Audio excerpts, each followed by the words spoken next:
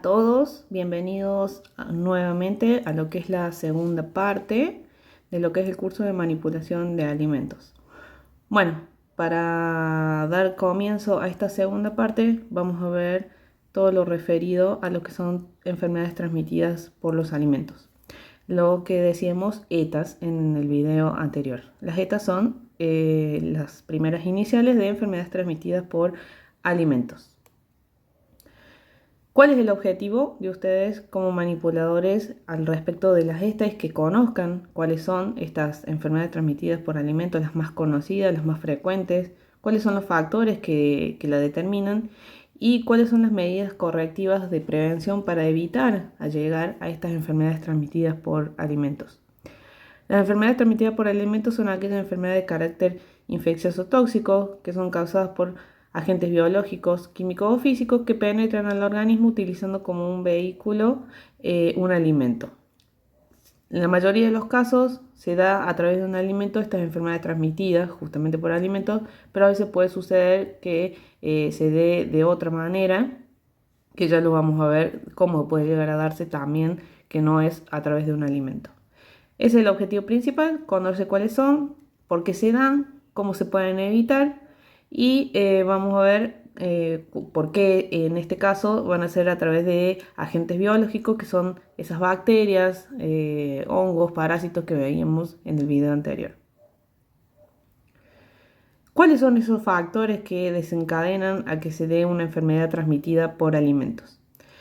Nos dice que el patógeno cuando nombro esta palabra, este término, me refiero a el ser vivos, a la bacteria, al parásito que está en el alimento, el microorganismo, ese animalito chiquitito, por así decirlo, es el patógeno, ese que yo no puedo ver a simple vista y que sí o sí necesito un microscopio. El patógeno debe estar presente en cantidad suficiente como para causar una infección o para producir toxina. ¿Qué quiere decir esto?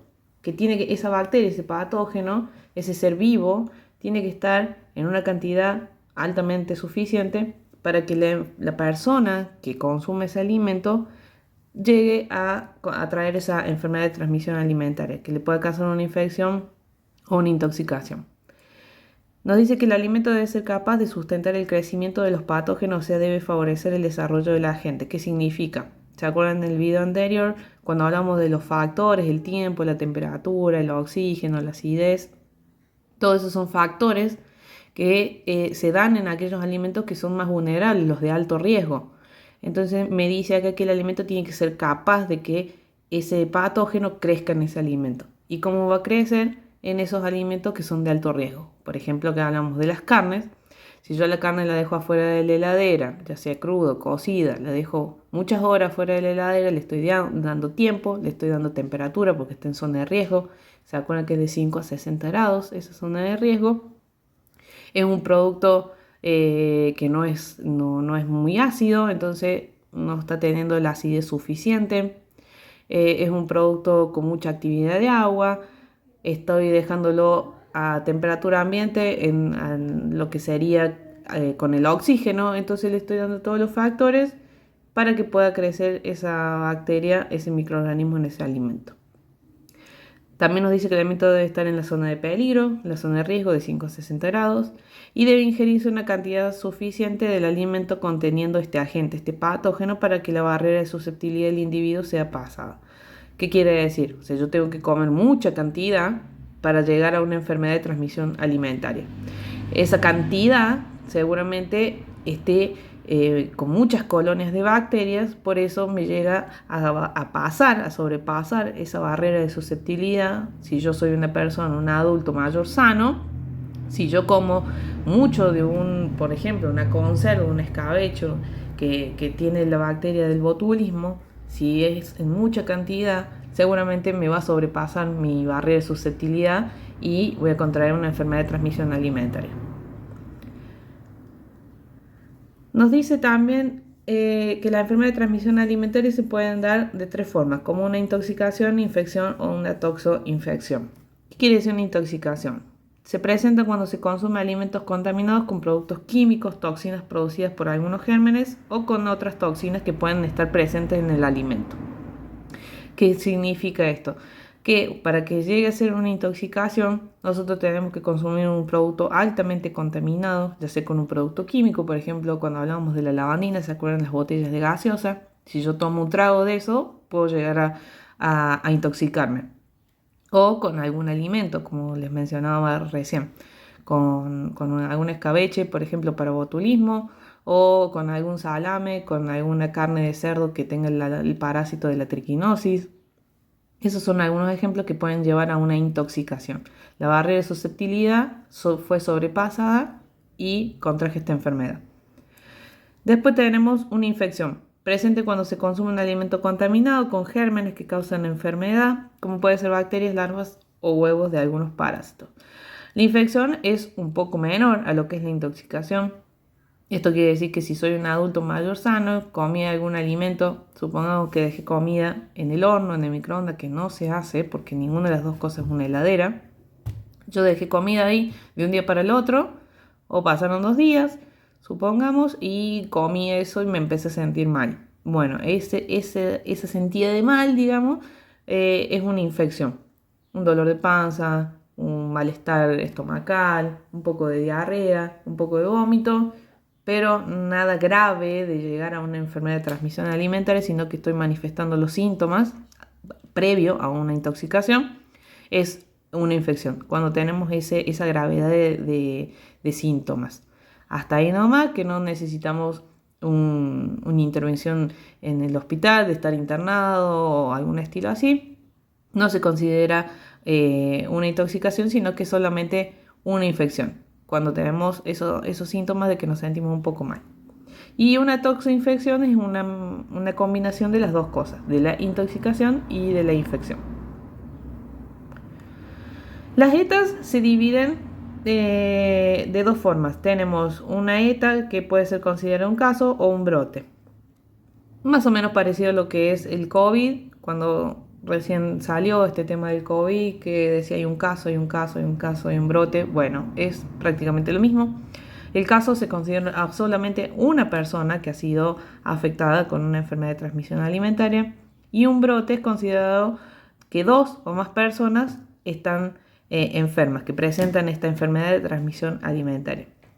Si yo hice, supongamos, una mayonesa casera y comí yo solamente, me puede haber hecho mal la salmonela que tiene el huevo por ser huevo crudo. Si yo contraje salmonela, solamente un caso, porque fui yo sola. En cambio, si estuve con alguien, ya sea con un sobrino, con la pareja, con los padres, por ejemplo, ya se considera un brote porque son 2 o más. La multicasualidad acá nos muestra de manera concisa y resumida cómo se puede dar una enfermedad de transmisión alimentaria. Tenemos a lo que es unas manos que están sucias, que no se lavan, en el gráfico de la derecha, unas manos sucias, luego con esas manos sucias se manipulan alimentos, el alimento ya preparado está contaminado, luego ese alimento contaminado es consumido por el individuo y al cabo de unas horas o de unos días, dependiendo la cantidad de bacterias que tenga ese alimento, tenemos a una persona enferma. ¿Cómo se da esta enfermedad de transmisión alimentaria? Tiene que haber un alimento vulnerable, o sea, un alimento de alto riesgo, como por ejemplo un sándwich de miga, que hablábamos en el video anterior, un huésped susceptible, o sea, la persona que tiene que tener su sistema inmunológico más indefenso, por eso supera esa barrera de susceptibilidad, la fuente de contaminación y el peligro, ese peligro que puede ser la bacteria. Esa es la multicasualidad por la forma en la que se da una enfermedad de transmisión alimentaria. ¿Cuáles son los síntomas más comunes de la enfermedad de transmisión alimentaria? Dolor de estómago, vómitos, diarrea y fiebre. En esto hay una pregunta de examen. Síntomas comunes: dolor de estómago, vómitos, diarrea y fiebre. Es la sintomatología más común, son las primeras que se presentan. Nosotros siempre podemos tener algún síntoma de estos, no generalmente va a desencadenar una enfermedad de transmisión alimentaria, pero si tenemos alguno de estos síntomas, es muy probable que algo haya fallado en la parte ya sea de elaboración en nuestro hogar o si compramos en otro lado, de que nos cayó mal, nos cayó pesado, nos sentimos un poco mal, puede haber fallado algo y está superando esa barrera de susceptibilidad. No llegó a ser una enfermedad de transmisión alimentaria, pero está comenzando el proceso. Puede quedar ahí o puede seguir y ser un poco más grave. Si queda ahí es una infección. Con un poco de dieta, de comer un poco más saludable, tomar mucha agua y demás, vamos a recuperarnos. Pero esos son los síntomas comunes: dolor de estómago, vómitos, diarrea y lo que es fiebre. Después tenemos los grupos de riesgo. Tenemos diferentes grupos de riesgo que son los que están más expuestos a lo que es una enfermedad de transmisión alimentaria, y después tenemos el otro grupo que no está tan expuesto. ¿Cuál es el grupo de riesgo? Son los niños, los ancianos, las mujeres embarazadas y que por su baja resistencia son más vulnerables a las enfermedades. Entonces, el grupo está compuesto por lo que son los niños pequeños, los ancianos, las mujeres embarazadas y toda aquella persona que pueda llegar a tener algún tipo de enfermedad inmunológica, supongamos que tenga SIDA, por ejemplo, o algún problema de riñones, o que tenga algún problema de diabetes. Todo ese tipo de enfermedades ya que la persona puede llegar a tener también se convierte en grupo de riesgo. Dice que en estos casos las precauciones deben extremarse, pues las consecuencias de las dietas pueden ser severas, dejando secuelas e incluso pueden provocar hasta la muerte. Para las restantes personas, los síntomas son pasajeros y en la mayoría de los casos solo duran un par de días sin ningún tipo de complicación, lo que les mencionaba recién. Para el resto de los grupos que no entran en niños, ancianos, mujeres embarazadas y personas susceptibles, entramos las personas adultas, mayores, sanos, que si tenemos algunos de estos síntomas van a ser solamente pasajeros, cuidándonos un poco más, tomando mucha agua y teniendo una alimentación más saludable, seguramente va a pasar y no va a ser a mayores. De esto también hay una preguntita. Bueno, ahora comenzamos a hablar de lo que son las enfermedades. ¿Cómo se llaman esas bacterias que ocasionan esta enfermedad de transmisión alimentaria? ¿Cuánto tiempo puede pasar de que aquella persona empiece a sentir los síntomas y contraiga esta enfermedad? ¿Cuáles son los alimentos más vinculados, más relacionados? ¿Y cuáles son las medidas de prevención? Eso es lo que vamos a ver particularmente en cada caso. La primera que tenemos, con la que vamos a arrancar, es la salmonelosis. Ese es el nombre de la enfermedad y Salmonella spiralis es el nombre de la bacteria que ocasiona esa enfermedad. ¿De qué manera se transmite esta enfermedad? De manera oral. Sí o sí es oral, no a través del tacto tocando algunas cosas. Solamente es oral, no por inhalación ni por la piel, nada. Sí o sí es comiendo un alimento. El periodo de incubación es de 6 a 72 horas después de la exposición y puede durar de 4 a 7 días. ¿Qué quiere decir esto? Si yo como algún alimento que esté con esta bacteria de la salmonela, me puede hacer mal o puedo empezar a tener los síntomas dentro de las 6 horas o puede durar hasta 7 días. Así que puedo comer algo ahora y me puede hacer mal mañana o pasado. Y me puede durar hasta una semana. ¿Cuáles son los síntomas? Fiebre alta, diarrea, escalofríos, dolores musculares, náuseas y vómitos. Son algunos síntomas que manifiesta la salmonelosis. ¿En qué alimentos los podemos encontrar? Carnes crudas o mal cocidas, huevos crudos y mal cocidos, mayonesas, productos lácteos, mariscos y vegetales. Estos son los alimentos más comunes donde podemos encontrar la salmonelosis. De carnes crudas o mal cocidas hacemos referencia a lo que es carnes rojas y carnes blancas, la de pollo. Huevos crudos y mal cocidos es el principal alimento donde lo podemos encontrar. ¿Cuáles son las medidas de control en cuanto a los huevos? Tenemos que chequear cada huevo previo a la compra, seleccionar los huevos que no presenten materia fecal en su superficie y que se encuentren enteros.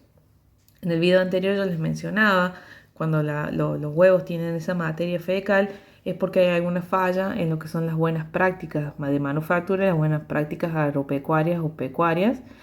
Es porque no están controladas, no están siendo bien alimentadas, algo está fallando, entonces la gallina está manifestando diarrea y con esa diarrea es porque está manchando los huevos, está enferma. Algo está fallando, entonces no habla de una buena práctica en la parte del campo. Lo ideal es comprar huevos que no estén así manchados. En esa materia fecal es donde podemos encontrar diferentes bacterias aparte de la que les estoy mencionando. Puede haber Escherichia coli, puede haber Salmonellosis, puede haber varias bacterias. Después otra recomendación nos dice que no tenemos que lavar los huevos antes de ser guardados en la heladera, ya que están recubiertos por una capa protectora denominada cutícula que evita que las bacterias penetren a través de los poros de la cáscara. Sí los podemos lavar antes de usarlos. Si tenemos un huevo en esas condiciones, lo que debemos hacer es lavarlo. Si lo vamos a usar en ese momento, no hay ningún problema. Si retiramos toda la materia fecal. Y si no, si está en esas condiciones y nosotros lo lavamos y después lo guardamos en la heladera, vamos a sacar esa película protectora que nos dice ahí, esa cutícula. Esa película protectora que tiene justamente para que no ingrese nada del exterior. Ni materia fecal, ni nada del oxígeno de afuera. Nada de nada. Por eso, si nosotros los lavamos y después los guardamos, vamos a sacar esa película protectora y en la cáscara del huevo hace porosa, van a ingresar por esos poros diferentes elementos ya sea del ambiente o de la misma materia fecal del huevo. ¿Y qué va a pasar? Van a suceder todos los factores que tuvimos mencionado en el video anterior.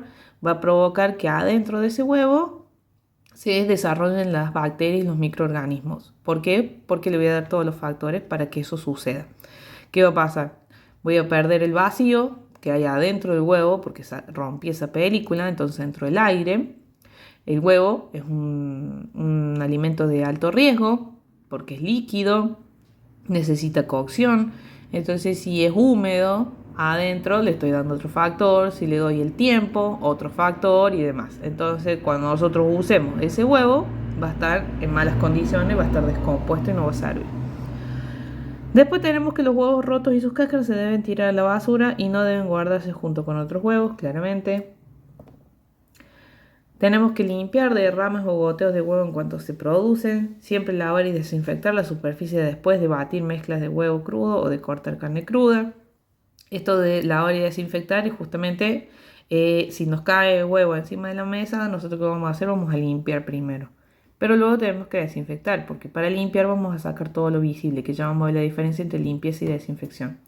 Voy a sacar el líquido, pero si no desinfecto voy a dejar todas las bacterias que son las que yo no veo. Esas bacterias que yo no veo las tengo que eliminar porque si utilizo para preparar otra comida, voy a contaminar esa otra comida con las bacterias del huevo. ¿Y qué va a suceder? Una contaminación cruzada. Sí o sí tengo que limpiar y desinfectar. Otra recomendación es usar huevos frescos solo si al cocinar el alimento alcanza una temperatura en su interior de al menos 71 grados. Si no alcanza esa temperatura, se recomienda sustituir el huevo por productos pasteurizados o en polvo. En el video anterior les había mostrado en el termómetro cómo eran las temperaturas, ya sea para mantener en refrigeración, lo que era zona de peligro de 5 a 60 grados, y arriba de los 63 empezábamos a calentar algunos alimentos, por ejemplo en los lugares de comidas. Pero para cocinar los alimentos, no para calentar, sino para cocinar, es arriba de los 70 grados. Este es el caso del huevo, arriba de los 71 grados. Para eliminar la bacteria de la salmonelosis, de la salmonela seria. Si no alcanzamos esa temperatura, como por ejemplo las mayonesas caseras que no están permitidas justamente porque no hay un control en ese alimento, porque se utiliza huevo crudo, si no hay un control de ese alimento se recomienda utilizar o productos pasteurizados o en polvo, que son los huevos, son líquidos de huevo, productos de huevo, ya sea como líquido o como en polvo, que se utilizan en diferentes industrias para no estar manipulando huevos frescos, maples, que es mucho más incómodo. Y al estar pasteurizado ya tiene ese choque térmico que con esa pasteurización se elimina la mayoría de las bacterias patógenas. Esa es la recomendación en cuanto a lo que es huevos. Salmonelosis está vinculado principalmente a lo que son los huevos frescos, los huevos poco cocidos y las mayonesas caseras.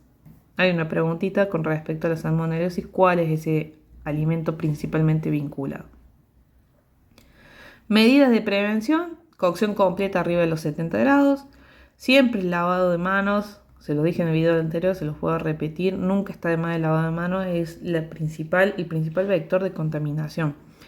Así que nunca está de más lo que es el lavado de manos. Siempre, en cada momento que lo podamos hacer, lo hacemos. Antes, durante y después de manipular alimentos crudos, de manipular alimentos cocidos, de tocar dinero y demás. Separar los alimentos crudos de los cocidos. Mantener los alimentos a la temperatura correcta de refrigeración, que es de 5 grados menos. ¿Se acuerdan del termómetro? Ahí tienen una imagen de recordatorio. Y evitar consumir productos que contengan huevo crudo o poco cocido, que son los más vinculados a contraer la salmonelosis. Bueno, saliendo de esta enfermedad de la salmonelosis, les voy a comentar de la shigelosis. También es otra enfermedad, ese es el nombre, shigelosis, y la bacteria que lo causa se llama Shigella. ¿Cuál es la vía de transmisión? En este caso no es de alimentos, que les había dicho más al principio, que generalmente se transmite a través de un vehículo, que ese vehículo es un alimento. Además de un alimento, también se puede dar de persona a persona por la ruta fecal-oral. Supongamos que fue al baño y no se lavó las manos, le dio un apretón de manos a alguna persona para saludar, por dar un ejemplo, y esa persona manipuló un alimento, se llevó ese alimento a la cara, esa mano a la boca, perdón, o a su cara. Entonces esa transmisión es de esta forma. Dice que lo que respecta a los alimentos, la contaminación suele ocurrir debido a una falta de higiene en el manipulador de alimentos. Lo que le decía recién, falta de higiene en la persona que manipula alimentos. ¿De qué tiempo puede tardar esta incubación de que se dé esta enfermedad? Generalmente de 8 a 50 horas después de comer ese alimento contaminado. Lo comí hoy, ahora en este momento, me puede hacer mal de acá a 8 horas o me puede hacer mal de acá a 1 o 2 días. Hasta 50 horas hay tiempo de que se manifieste esa enfermedad. Por ahí siempre tenemos la culpa de decir, cuando algo nos hizo mal, de echarle la culpa siempre a lo último que comemos. Bueno, esto es un claro ejemplo de que no siempre lo que nos hace mal es lo último que comemos. A veces puede tardar en manifestarse esa sintomatología, esa enfermedad, porque hasta que haga su proceso e incube en el organismo puede llevar un par de horas. No siempre es lo último que comemos. Cuando suceden estas enfermedades de transmisión alimentaria, cuando son graves, los médicos siempre tratan de ver qué vida tuvo esa persona días previos, porque puede suceder que no haya sido algo del momento, sino que se haya manifestado 1 o 2 hasta 3 días antes de esa enfermedad. Te pueden preguntar qué comiste ayer, qué comiste antes de ayer, para poder ir descartando e ir viendo si vino de ahí, de un alimento, o si fue por otra cosa. Así que nunca le echemos la culpa a lo último que comemos, siempre tenemos que pensar lo que tuvimos alimentándonos días previos. ¿Cuáles son los síntomas? Puede incluir lo que es dolor abdominal, calambres, diarrea, fiebre, vómitos, sangre, pus o moco en las heces y el tenesmo, que es el esfuerzo durante la defecación. Esos son algunos síntomas. ¿En qué alimentos los podemos encontrar? En ingestión de alimentos o agua contaminada con materia fecal. Se transmite comúnmente por los alimentos que se consumen crudos, por ejemplo las verduras. Algunas verduras como la lechuga son alimentos que se consumen crudos. Acá tenemos el claro ejemplo de cómo sería un ciclo de que se puede dar esta shigelosis, que se usan aguas hervidas para el riego de esos cultivos. O sea, aguas hervidas son aguas con materia fecal que tienen diferentes bacterias como la salmonelosis, la shigelosis, la Escherichia coli. Todas esas bacterias con esas aguas hervidas van a parar a esa planta de lechuga, por ejemplo, que tenemos acá en la imagen.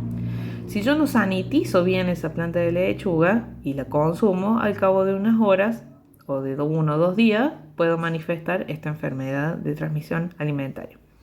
Sanitizar corresponde a hacer una desinfección de lo que es la verdura. ¿Y con qué lo podemos hacer? Con la lavandina, por ejemplo. Hay lavandinas que son aptas para alimentos y hay otras lavandinas que no. Por eso en las lavandinas sueltas nosotros no siempre la podemos utilizar para eso, porque no tenemos un control de saber si me sirve o no me sirve. tienen diferentes dosis, diferentes concentraciones que son aptas o no para utilizar en desinfección de alimentos. Entonces, sí o sí tenemos que utilizar alguna lavandina que sea apta para la sanitización de esas verduras. Tenemos otra enfermedad que se llama, en este caso no es enfermedad, sino el nombre directamente de la bacteria que se llama Bacillus cereus. No tiene nombre la enfermedad, solamente se manifiesta con la bacteria.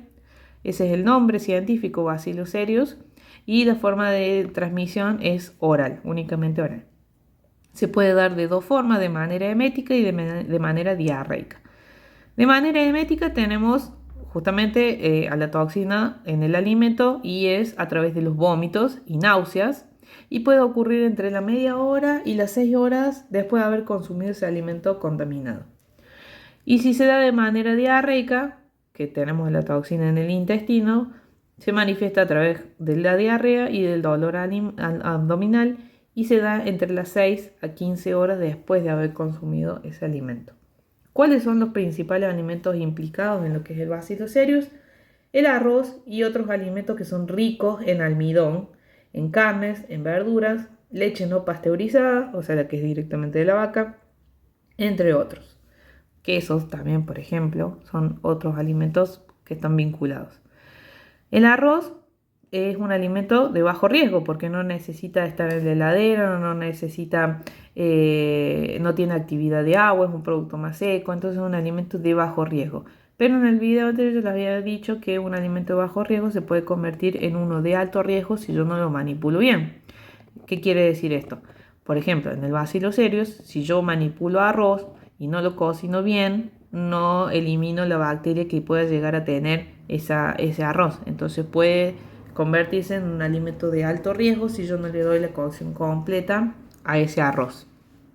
Eso es el principal alimento implicado en el Bacillus cereus, el arroz y los productos ricos en almidón. Otra enfermedad es la listeriosis. La bacteria que lo causa se llama Listeria monocytogenes y la forma de transmisión es oral, también de manera oral, a través de un alimento. ¿Cuál es el tiempo de incubación? Entre un par de horas hasta 2 o 3 días después de la exposición, o sea, después de haber consumido el alimento. Y la forma más severa, o sea, más grave, puede tener un periodo de incubación más largo que puede durar de 3 días a 3 meses. ¿Cuáles son los síntomas? Fiebre, dolor abdominal, dolor muscular, diarrea, vómitos, y cuando la forma es más grave, la infección se desarrolla y se propaga a lo que es el sistema nervioso y los síntomas pueden incluir dolor de cabeza, rigidez en el cuello, confusión, pérdida del equilibrio y convulsiones. Todas las bacterias que hemos nombrado, todas pueden influir en lo que es la población de riesgo, pero en esta enfermedad en particular, esa población de riesgo en lo que es mujeres embarazadas puede provocar abortos, o sea, pueden llegar a perder el bebé que tengan. ¿Cuáles son los alimentos implicados? Queso sin pasteurizar, especialmente los blandos, lo que es la leche no pasteurizada, pescados, camarones cocidos, mariscos ahumados, carnes, embutidos y verduras crudas. Esos son algunos alimentos implicados en lo que es la listeriosis. ¿Cuál es la diferencia de esta bacteria con el resto de la que estamos hablando? ¿Se acuerdan en el video anterior? Cuando hablábamos de la temperatura, teníamos bacterias que crecían a diferentes rangos de temperatura. Nosotros generalmente íbamos a hablar en este video de las bacterias más comunes, que son las que se manifiestan en temperatura ambiente. Esta en particular se rompe esa regla y aparte de crecer a temperatura ambiente, también crece a temperatura de refrigeración. O sea, si yo lo guardo en la heladera, en lugar de retrasar el crecimiento, va a seguir creciendo de igual manera como si lo hubiese dejado a temperatura ambiente, si lo hubiese dejado arriba de la mesa o arriba de la cocina. Va a crecer exactamente igual. Su lugar de desarrollo no solamente es de 5 a 60 grados, sino también que puede crecer en temperatura de heladera, que es de 1 a 4 grados. O sea, se extiende un poquito más su rango de crecimiento. Esa sería la listeriosis. ¿Cuáles son algunas medidas de control? Evitar el consumo de leche cruda y sus derivados, cocinar cuidadosamente los alimentos arriba de los 70 grados, lavar lo que son las verduras, recalentar de manera correcta los alimentos, evitar contaminación cruzada entre crudos y cocidos y siempre lavado de manos, súper importante y lo voy a repetir en todo lo que va del video. Después tenemos otra intoxicación, en este caso es una intoxicación estafilocócica y lo causa la bacteria Staphylococcus aureus, es el nombre científico. ¿Cuál es la vía de transmisión? Consumo de alimentos contaminados con esta bacteria. ¿Y cuál es el tiempo de incubación? De 1 a 7 horas después de la exposición, y esto varía en función de la susceptibilidad del individuo a la toxina. O sea, si nosotros somos más indefensos o tenemos nuestro sistema inmunológico más débil, nos va a hacer efecto más rápido esta enfermedad de transmisión alimentaria. ¿Cuánto puede durar? De un par de horas hasta un día. ¿Cuáles son esos síntomas? Náuseas, calambres abdominales, vómitos y diarrea. Y en los casos más graves puede haber deshidratación, dolor de cabeza, calambres musculares y pueden ocurrir cambios transitorios en lo que es la presión arterial y el pulso. Este es un gráfico de cómo se manifiesta esta intoxicación estafilocócica. Esta es una de las bacterias que son las que tenemos en nuestro rostro, en nuestras manos, en la cabeza, en los oídos, la nariz, todo lo que sea comprendido a la parte de la cabeza y a lo de las manos es donde más está presente esta bacteria, más que en los alimentos.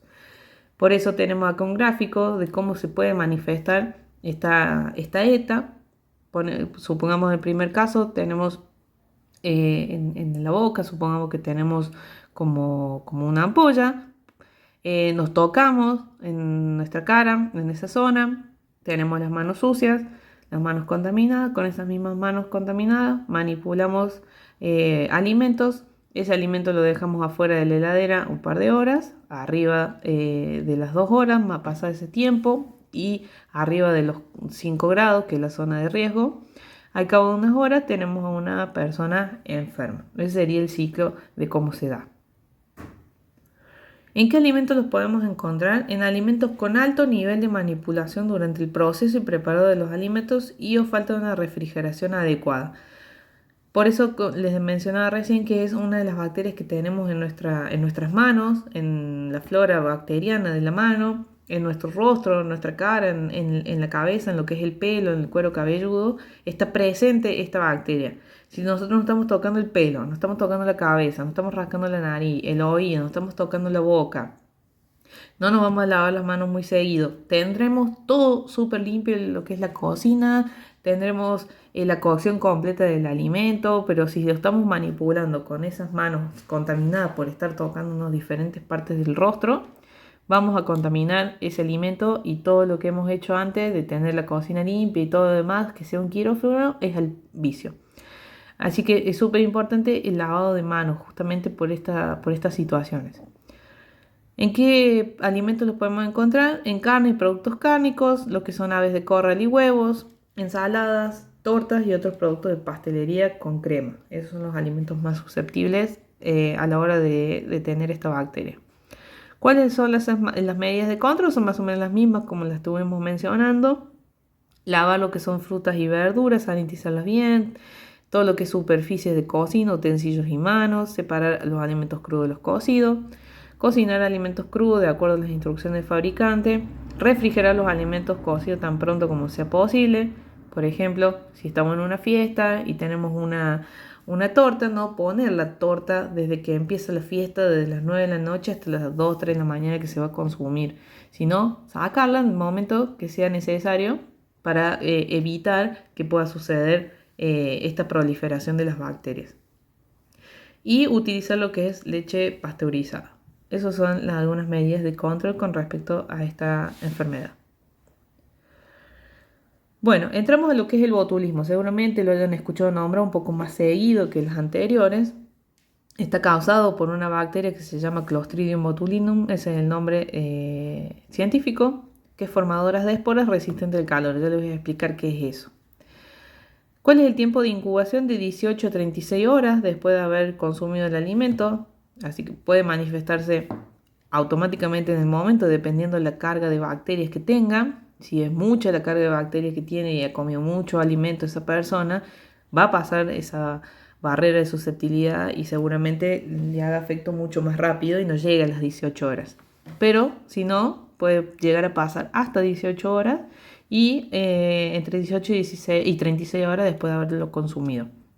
¿Cuánto puede durar?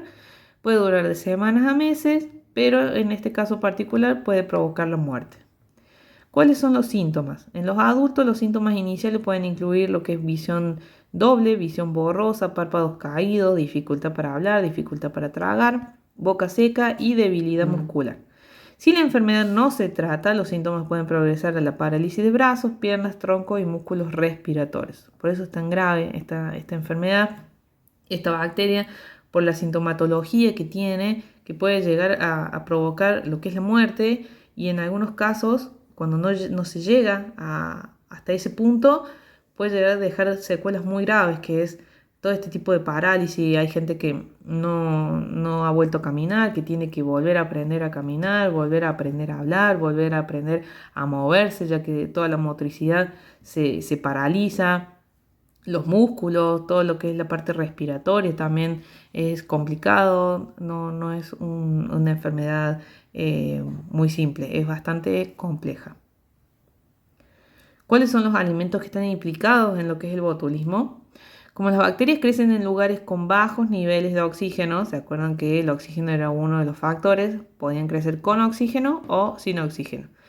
La bacteria del botulismo crece con bajos niveles de oxígeno. Los principales alimentos involucrados son las latas de alimentos, conservas caseras de baja acidez como los escabeches. ¿En qué medio va a vivir? O sea, la bacteria de qué forma se va a multiplicar y se va a desarrollar. Si yo la dejo sin aire, o sea, envasado al vacío, si no tiene acidez, si tiene una acidez es poca, habíamos dicho que era de 4,5 o menos. Si yo no le doy 4,5, le doy 5, 6, también va a crecer. Y si el medio de calor que le doy para poder mantenerlo es a baño María, también le estoy dando temperatura, pero es poca, no llega, tiene que ser arriba de los 120, de los 100, 110, 120. Entonces en esos medios va a vivir sin aire, con baja acidez y con temperatura de baño María que llega a los 97, 100 grados más o menos. ¿De qué forma no va a vivir? En presencia de aire, o sea, con oxígeno, con una acidez superior de 4,5, superior se refería a la barrita que veíamos ayer, en el video anterior. En la barrita salía 4,5, 4,4, 4,3, a eso se refiere con superior, de la barra que sería para arriba.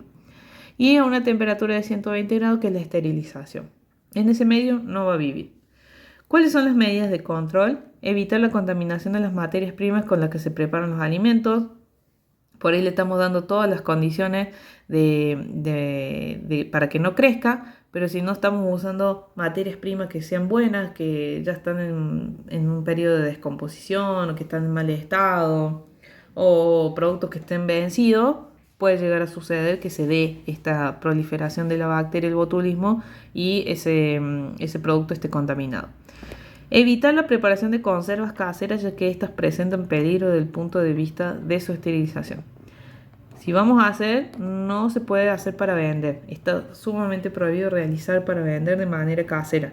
Sí o sí, para poder vender conservas, tiene que tener la habilitación municipal, los equipos para poder hacerlo y el Registro Nacional de Establecimiento, el RNE, ya que es un producto altamente peligroso, de altísimo riesgo. No se puede vender de manera particular, está sumamente prohibido. En lugar donde se vea un producto, un escabeche de manera casera, directamente se decomisa. Se retira y se decomisa y se desnaturaliza. No se puede poner en riesgo a la población con un alimento que no tiene el control correcto, por más que lo haga en su casa, para su familia, no. Para la familia, no conserva, sino escabeche para consumir en el momento que lo tenemos en la heladera, no hay problema, lo podemos hacer. Pero no conserva, que conserva sería en frasco, envasado al vacío y guardarlo en la alacena. Eso no se puede hacer. En nuestro hogar no lo deberíamos hacer porque no tenemos ese sistema para poder hacer una esterilización, no tenemos los equipos de autoclave. Solamente podemos llegar a baño María, y al llegar a ese baño María no le estoy dando la temperatura suficiente para poder esterilizar el producto. Lo estoy pasteurizando nada más. Para venta, sumamente prohibido, no se puede. Donde se ve un producto de escabeche en una conserva, directamente se decomisa. Y no utilizar alimentos provenientes de latas dañadas, hinchadas u oxidadas. Ahí vamos a ver un poquito más de eso. Tenemos ahí una imagen de una lata hinchada en este caso. Las debes evitar son latas hinchadas u oxidadas. En caso de conservas, las latas en lata, es muy importante que una vez abierto se guarde el contenido en otro recipiente no metálico con tapa, se conserve refrigerado y se consume en un lapso mayor a 3 días o lo que indique el fabricante. Generalmente en las latas viene el método de conservación que hablábamos en el video anterior de lo que traen los rótulos, de donde me recomienda el fabricante cómo debo almacenar ese producto, ya sea en la heladera o una vez abierto consumirlo dentro de las 48 horas o 72 horas, eso te lo recomienda el fabricante. Si yo abro una lata de lo que sea y no la voy a usar a toda, no guardo la lata adentro de la heladera. Sí o sí lo tengo que trasvasar a un recipiente que no sea metálico. Un tupper, un frasco de vidrio, por ejemplo, un plato, una taza, que sea de un material no metálico, ya que el metal al entrar en contacto con el oxígeno provoca una reacción química y esa reacción química es el óxido. Entonces no debemos guardar latas en la heladera con los contenidos. Sí o sí lo tenemos que trasvasar. En el caso que no lo vaya a utilizar ni en 2 ni en 3 días, ¿qué hago? Lo guardo en el freezer. No hay ningún problema. En el freezer extendemos la vida útil de ese alimento. Eso es lo que sería para latas cuando las abrimos. Cuando tenemos latas hinchadas, no las debemos consumir, no las debemos comprar. Buscamos otra que esté en condiciones, que esté hinchada, no es una característica correcta del producto, algo está sucediendo. ¿Qué puede suceder? Que se haya utilizado materia prima que no esté en buenas condiciones, estando en contacto con el líquido y con otros alimentos, se produce alguna reacción química, ya que las bacterias van a empezar a crecer allá adentro, porque estoy usando materia prima que no es inocua, que no es segura, y al estar en una situación que no es de inocuidad, van a crecer esas bacterias, y esas bacterias se van a desarrollar, y las bacterias cuando desarrollan empiezan a liberar gases y esos gases hacen que esa lata esté hinchada. Descartada la lata que está hinchada. ¿Qué puede suceder también? Que tenga alguna mínima perforación, por ejemplo, no sé, si le cayó a alguien, la volvió a alzar y la puso en la góndola de nuevo. ¿Qué va a suceder? Le voy a dar los factores para que empiece a crecer la bacteria que pueda tener adentro. Al tener esa perforación, pierde el vacío, entra en contacto con el oxígeno, al ser un alimento húmedo, con acidez, y más el tiempo, más la temperatura, estoy dando todos los factores para que empiece a crecer allá adentro la bacteria. ¿Y qué va a suceder? Va a liberar gases y se va a hinchar. Al tener una perforación tan chiquitita, el gas es tan fuerte que no tiene espacio para poder salir, entonces se hincha. Si la lata está oxidada, puede suceder que también tenga alguna especie de perforación, se cayó, se golpeó y empezó a perder líquido. Al perder líquido, al salir para el lado de afuera, entra en contacto con el oxígeno y la lata, el metal más el oxígeno más el líquido provocan ese óxido, esa reacción química en la lata y nos da a simple vista de que hay un efecto de óxido en la lata y no la debemos consumir tampoco. Y si está abollada, tampoco debemos consumirla. No está hinchada, no tiene óxido por el lado de afuera, pero está abollada. Se me cayó a mí, se le cayó a otra persona, la volví a dejar en la góndola y si está abollada, adentro las latas tienen una película protectora, como un esmerilado. Ese esmerilado sirve, la función que tiene es evitar que el alimento entre en contacto directamente con el metal, con la lata. Por eso tiene ese esmerilado, para evitar ese contacto directo del alimento con la lata. Cuando se abolla, ese esmerilado se rompe. Y el romperse ese esmerilado provoca que el alimento entre en contacto directo con la lata. Y al entrar en contacto directo con la lata, ya sabemos lo que sucede. Hay una reacción que puede provocar que el alimento empiece a oxidarse adentro, cuando lo abramos pueda estar en mal estado y demás, y es justamente por esa reacción química que hay adentro. Eso es lo que sería con respecto a lo que es latas y enlatados. Hay una preguntita en el examen con respecto a esto que estamos hablando. A nivel casero, ¿cómo controlamos el pH? Adicionando vinagre, ácido cítrico u otro ácido que esté permitido para el consumo humano. ¿Cuáles son esos ácidos permitidos para el consumo humano? Los que nos da el Código Alimentario argentino. Ahí me estipula qué otro tipo de ácido puedo usar. A nivel industrial, se controla con la adición de ácido o con autoclave, que es un medio de esterilización que alcanza una temperatura de 120 grados. La imagen de la derecha es el famoso autoclave, que es lo que llega a esa temperatura de esterilización. En cambio, la de la izquierda, que es una olla, nosotros no llegamos a esa temperatura. Es imposible llegar a esa temperatura de manera casera. Sí o sí necesitamos este equipo de autoclave. Bueno, saliendo de lo que es el botulismo, tenemos otra bacteria que es la Escherichia coli y que se transmite de manera oral. ¿Cuál es el tiempo de incubación?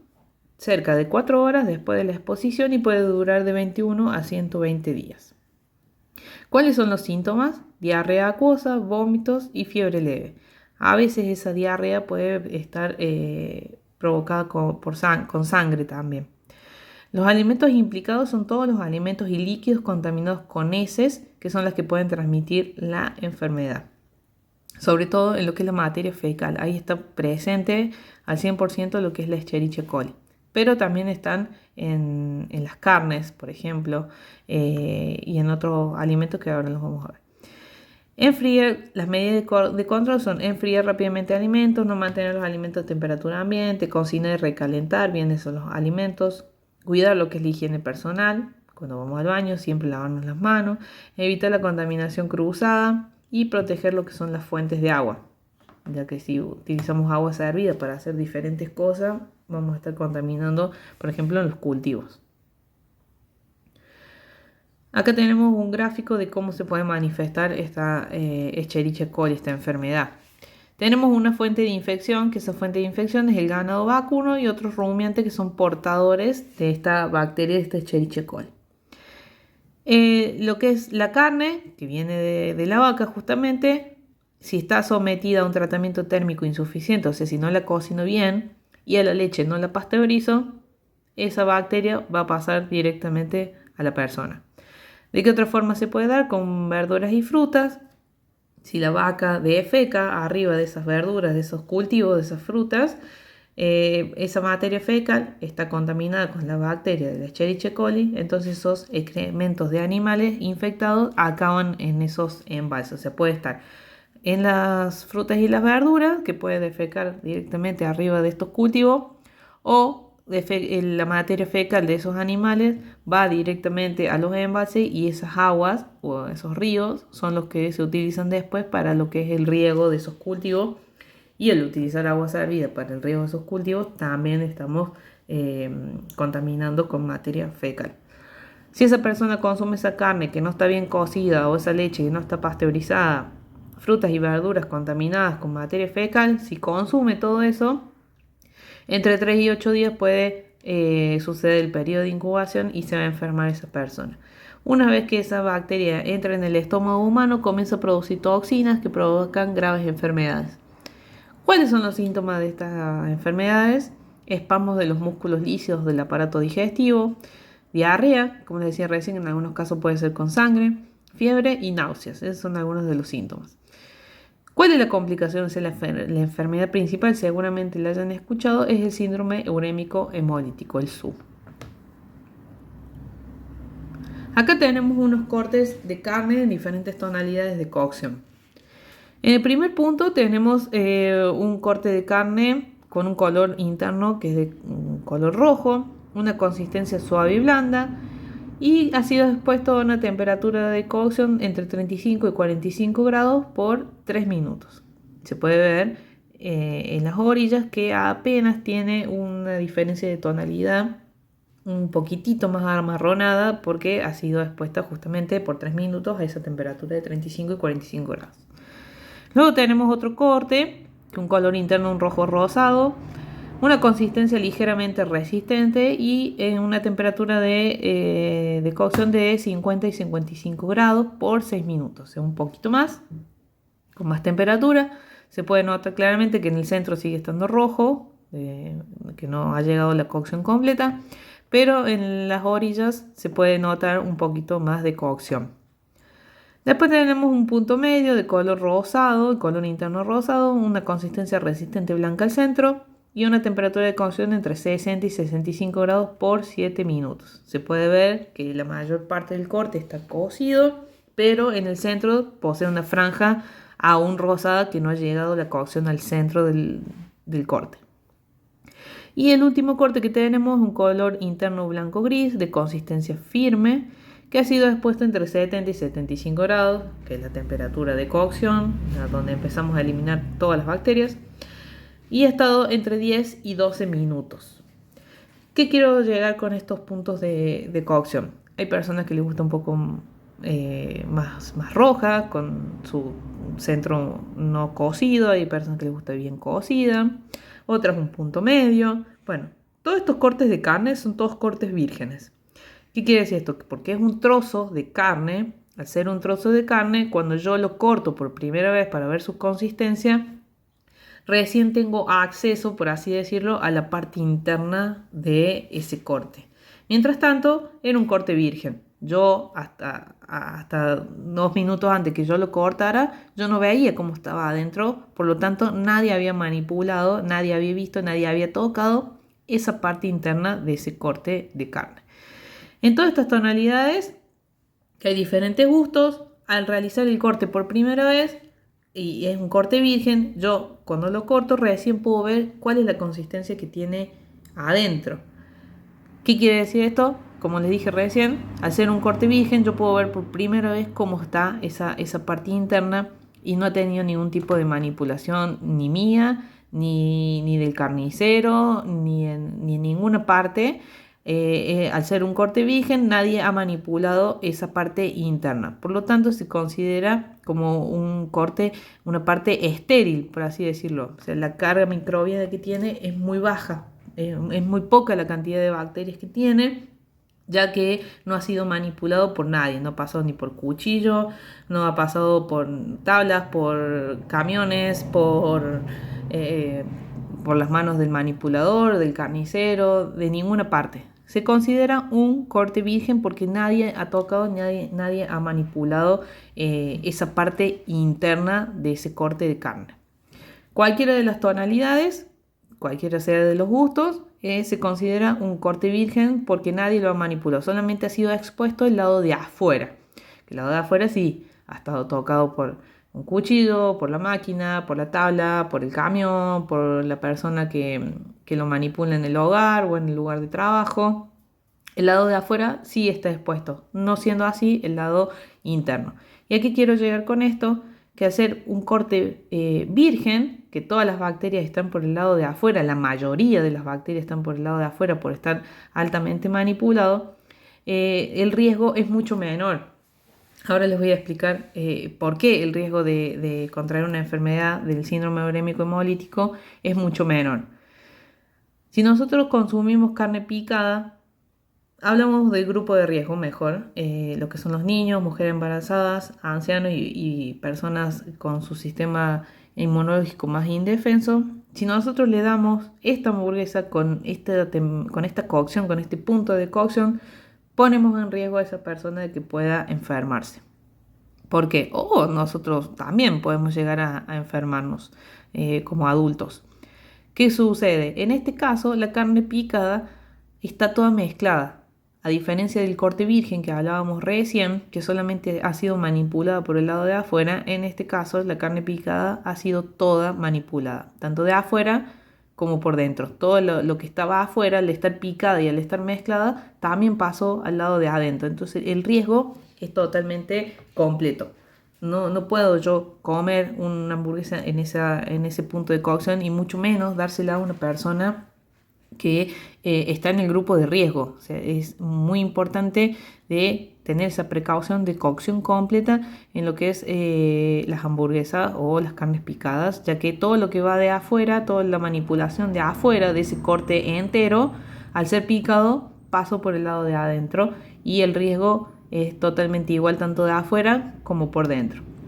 A los niños menores de 5 años está totalmente no recomendado darle lo que es carne picada. No se recomienda, no está prohibido, lamentablemente no está prohibido, pero no se recomienda suministrar a menores de 5 años lo que es carne picada. Es una pregunta de examen. ¿Por qué? Porque es un riesgo sumamente alto de darle una carne picada a un niño, por más que yo cuando la corte y vea que está sumamente cocida, puede llegar a alguna parte que no se eliminó esa bacteria que estaba afuera y pasó adentro. Para evitar esto, para evitar el síndrome bulímico hemolítico, porque el grupo más expuesto con más casos son justamente los niños que consumen alimentos de carne picada, ya sea en empanadas, ya sea en hamburguesas, ya sea en un pastel de papa, en un pan de carne. Todo lo que lleve carne picada, todo alimento que lleve carne picada es un riesgo altamente importante para los niños menores de 5 años. La cocción, por más que yo no vea puntos rojos y no vea líquidos amarronados, rosados, perdón, es altamente riesgoso. Un indicador de poder saber cómo está que ya está cocida una carne es con la eliminación de los líquidos. Si el líquido está rosado, le falta todavía cocción. Si el líquido está amarronado, el líquido que desprende la carne, me está dando una indicación de que ya está cocido. En el caso de las hamburguesas, totalmente no recomendado suministrarle a los niños menores de 5 años por ese riesgo. La temperatura a veces puede no llegar a cierto punto, a alguna parte de esa carne picada, como está toda mezclada, no es recomendable para poder evitar este tipo de enfermedades. No se recomienda darle carne picada a los menores de 5 años. Hay una pregunta de examen. Acá tenemos unos ejemplos de la hamburguesa que no está bien cocida, que le falta cocción. Me dice que esto no es un corte virgen, por lo que consumirlo crudo no es seguro para nadie, totalmente. En cambio al lado tenemos una imagen de un corte que sí es virgen, pero le falta cocción en su interior. ¿Qué me dice? Que el exterior expuesto a la bacteria está cocido, justamente, y su centro virgen presenta falta importante de cocción. O sea, por fuera está cocido porque lo ha expuesto al calor, pero por dentro todavía no llegó a la temperatura de cocción. Si hubo una correcta manipulación, correcta conservación de la cadena de frío del corte crudo y las bacterias solo se mantuvieron en el exterior y no pasaron al centro, es un corte seguro para adultos mayores sanos, porque la zona interna cruda corresponde a un corte virgen. En esta situación hay gente que le puede gustar así, hay gente que no le puede gustar así, que le puede gustar un poco más cocido, pero en esta condición, si el corte de carne solamente estuvo expuesta al lado de afuera, no pasó al centro, como por ejemplo la carne picada, hubo correcta manipulación de la persona, hubo correcta conservación de la cadena de frío, es un producto, un alimento seguro para adultos mayores sanos, no para los grupos de riesgo, no para ancianos, no para mujer embarazada, no para niños. ¿Por qué es un producto seguro para adultos mayores sanos? Porque la zona interna que está cruda corresponde a lo que es un corte virgen. También hay una preguntita de examen de esto. Este es un ejemplo de una carne picada que a simple vista se puede observar que tiene diferentes tonalidades. Unas tonalidades un poquito más amarronadas y unas tonalidades más rojas. ¿Qué quiere decir esto? Esta es una carne picada que puede haber sufrido diferentes factores. Uno de esos factores es haber estado fuera de la heladera por mucho tiempo o que haya estado adentro de la heladera, por ejemplo, pero si está muy sobrecarga de esa heladera no recibe el frío suficiente. Al no recibir el frío suficiente, se puede considerar que está a temperatura ambiente y se empieza a descomponer. Si es un volumen muy grande de carne picada y la meto en la heladera y la heladera no me enfría bien, solamente me va a enfriar por el lado de afuera, de la parte exterior de la carne, pero no va a llegar el frío a la parte interna de la carne picada. Entonces puede haber sucedido que por esa situación se haya empezado a descomponer. ¿Se acuerdan del video anterior que hablábamos de los diferentes tipos de microorganismos que teníamos, los buenos, los malos y los peligrosos? Bueno, los peligrosos son los que estamos viendo ahora. Y después tenemos los malos, que son los que alteraban la característica organoléptica del producto. Esas partes que se ven amarronadas son afectadas por bacterias malas, porque a simple vista yo estoy viendo, no la veo la bacteria, pero a simple vista puedo ver que se está poniendo feo. ¿Por qué se está poniendo feo? Porque lo está atacando una bacteria que se está multiplicando, se está desarrollando y está descomponiendo el alimento. ¿Cuáles son las fuentes de contagio? Las formas en que se puede dar este síndrome urémico hemolítico: carne mal cocida, que ya lo estuvimos hablando, el jugo de la carne cruda, leche y jugos no pasteurizados, aguas contaminadas y hortalizas contaminadas, contacto directo con animales de campo, manos, utensilios y superficies que no están higienizadas. Estas son todas las formas en las que se puede dar el síndrome urémico hemolítico. La carne mal cocida ya lo hablamos. El jugo de la carne cruda, lo que les dije recién, si desprende jugos rosados, le falta cocción. Si desprende jugos amarronados, es porque ya está en el punto. Leches y jugos no pasteurizados, lo que hablábamos de la vaca directamente cuando se lo ordeña. Aguas contaminadas y hortalizas contaminadas, cuando se utilizan las aguas hervidas para regar estos cultivos y luego esos cultivos no los sanitizamos bien y solamente los lavamos, los ponemos abajo del agua, le sacamos la tierra si tiene algún insecto, pero no estamos eliminando lo que son las bacterias. Contacto directo con animales de campo, tener mucho cuidado cuando se van a las granjas a pasear, a conocer esos niños que están en contacto directo con estos animales, ya que pueden estar, a veces los hacen ordeñar, le tocan la ubre de la vaca y si no hay un correcto lavado de manos, puede ser un riesgo para ese niño, que se puede llevar la mano a la boca o puede comer algún alimento y contaminar ese alimento y poder llegar a enfermarse. Siempre lavado de manos, si vamos al baño, siempre lavarse las manos, siempre lavar y desinfectar los utensilios para evitar la contaminación cruzada indirecta y siempre lo que es limpiar y desinfectar las superficies, ya sea tablas, si usamos una mesada o cualquier otra superficie o cualquier otro elemento. Bueno, después tenemos lo que es la triquinosis. En este caso no vamos a hablar de una bacteria, sino que vamos a hablar de un parásito. Es una larva. Es una enfermedad parasitaria que se origina por el consumo de carne de cerdo, la cual contiene los quistes de la Trichinella spiralis, ese es el nombre científico. Un parásito que puede encontrarse en los músculos de animales denominados huéspedes, ratas, cerdos, etc. ¿Cómo se da este ciclo? Tenemos en primera instancia a las ratas, que son los portadores primarios del parásito de la triquinosis. Los cerdos, sin los cuidados apropiados, muchas veces ingieren esas ratas y hospedan en sus músculos el parásito. Al comer la carne infectada, los parásitos se incuban en los intestinos y crecen de un largo de hasta 2 a 4 milímetros. Luego los gusanos se reproducen y migran a través de la pared intestinal al torrente sanguíneo, invadiendo los tejidos musculares, incluyendo el corazón y el diafragma. Además pueden afectar los pulmones y el cerebro. Ese sería el ciclo de cómo se puede dar la triquinosis en un humano. En la imagen de la derecha en esa imagen circular, tenemos una visión microscópica de lo que sería la triquinosis en el tejido muscular. En ese sentido se ve como dormido, ya que está en forma enrollada, no está en movimiento ni en acción. Esa es la forma en la que se puede dar la triquinosis, con un huésped que es la rata, luego pasa a este cerdo porque come esa rata, ya que está en malas condiciones, el lugar donde se los crían, están de mala higiene, no tienen las buenas prácticas de manufactura ni las buenas prácticas pecuarias y agrícolas.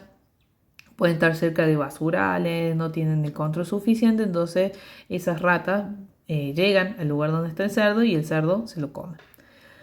¿Cuáles son los síntomas? Fiebre, dolor muscular, diarrea, vómito, hinchazón de párpados y picazón. Esos son los síntomas principales de la triquinosis. Arriba de los 65 grados eliminamos el parásito y lo que es el ahumado y la salazón no elimina este parásito. Por ende, los salames, bondiola, el lomito ahumado, todo lo que sean embutidos que vienen de los cerdos no están exentos de la larva. Sí o sí tenemos que comprar productos en lugares habilitados con los rótulos correspondientes, que son los que nos dan fe y garantía de que la carne de cerdo que se utiliza está controlada, ha sido analizada y libre de triquinosis. Los que se realizan de manera casera para consumo familiar no se puede vender solamente de consumo familiar, sí se puede hacer de manera casera, pero para consumo familiar, no para la venta. Cualquier persona que tenga animales y que realice embutidos de manera casera para el consumo familiar puede enviar a analizar una muestra para determinar si está libre del parásito o no. ¿Cuáles son las medidas de prevención? Hay una pregunta de examen de cuáles son esas medidas de prevención. La crianza de los cerdos debe ser de forma higiénica, no deben alimentarse con basura ni restos de carne cruda y se deben realizar el control de roedores, comadrejas, etc., que son los que pueden ingresar a los corrales, como así también eliminar de los mismos los animales muertos. Siempre tener los lugares donde se dedican a la cría de cerdos para diferentes alimentos que se preparen después, tienen que tener los cuidados, tienen que tener el lugar de manera higiénica, de manera limpia, para evitar que puedan ingresar roedores, comadrejas o cualquier otro animal que sea indeseado. Y también deben eliminar aquellos animales que estén muertos.